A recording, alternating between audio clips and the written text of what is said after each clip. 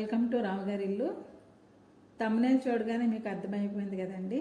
అవునండి, ఇది చాలా టేస్టీగా ఉండే చేపల కూర.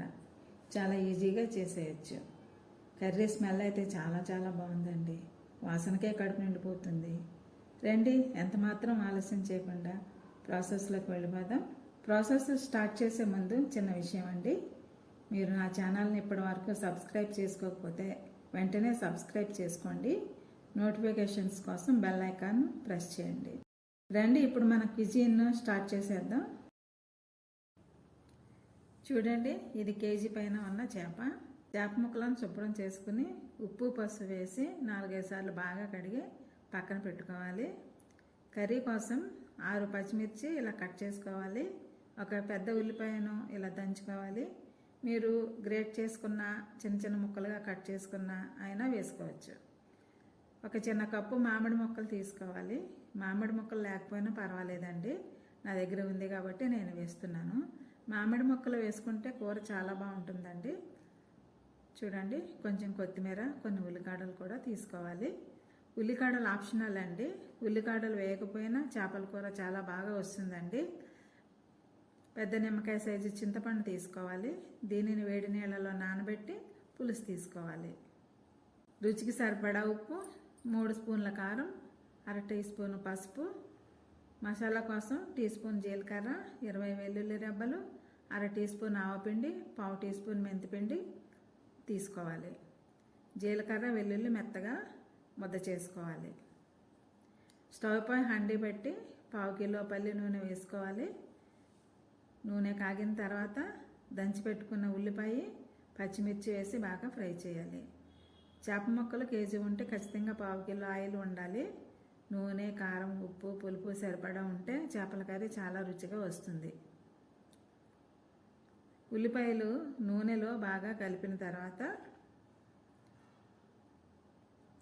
మూత పెట్టి 2 నిమిషాలు వేయించాలి.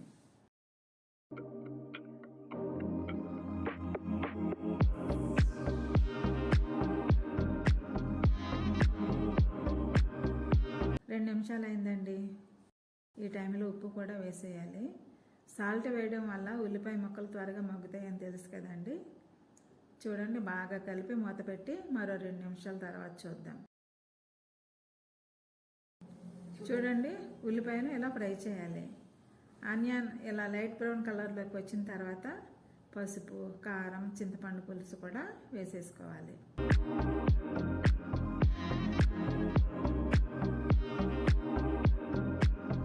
కొంచెం కొత్తిమీర, ఉల్లికాడలు కూడా వేసుకోవాలి. ఉల్లికాడలు ఆప్షనల్ అండి. స్ప్రింగ్ ఆనియన్స్ వేయకపోయినా పర్వాలేదు, టేస్ట్లో ఏమాత్రం తేడా రాదు. చింతపండు పులుసు మరిగిన తర్వాత చేప ముక్కలు వేసుకోవాలి.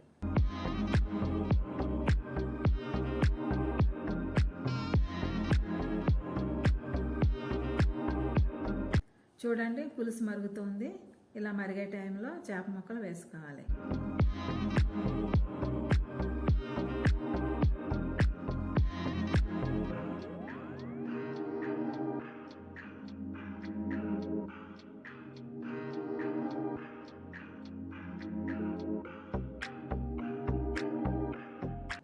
చేప ముక్కలను ఎక్కువసేపు ఉడికించక్కర్లేదండి, చాలా త్వరగా ఉడికిపోతాయి. మూత పెట్టి ఫ్లేమ్ మీడియంలో ఉంచి 5 నిమిషాలు ఉడికించాలి. 2 నిమిషాలు అయిందండి.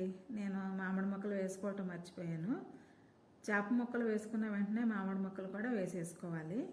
మరో 3 నిమిషాలు ఉడికించుకుందాం.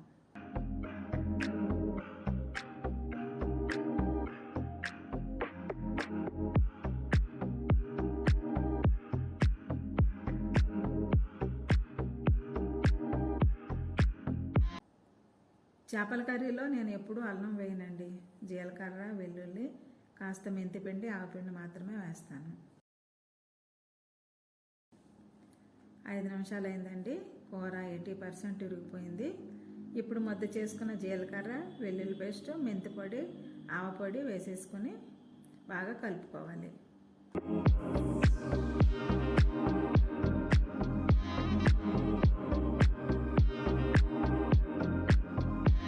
మసాలాలు వేసిన తర్వాత గరిటె పెట్టి కలపొద్దండి, చేప ముక్కలు విరిగిపోతాయి. శుభ్రమైన బట్టతో గిన్నె పట్టుకొని అటు ఇటు కదపాలన్నమాట. మంట పూర్తిగా సిమ్లోనే ఉంచాలి. ఇప్పుడు మరి కొంచెం కొత్తిమీర వేసుకొని మూత పెట్టి 5 నిమిషాలు ఉడికించుకుంటే కర్రీ అయిపోయినట్లే. 5 నిమిషాలు అయిందండి. కర్రీ చక్కగా ఉడికిపోయింది. కొద్దిగా పులుసుగానే ఉండాలి. స్టవ్ ఆఫ్ చేసేసి 5 నిమిషాల తర్వాత సర్వ్ చేసుకోవచ్చు.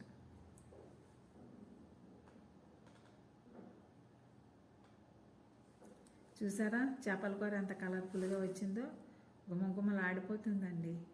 చేపల కూర ఇలా చేశారంటే తిన్నవాళ్ళు మిమ్మల్ని తప్పకుండా మెచ్చుకుని తీరుతారు.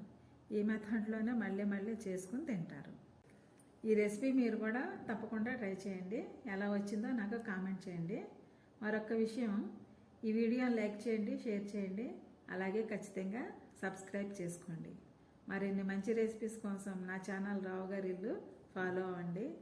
Thank you for watching my channel.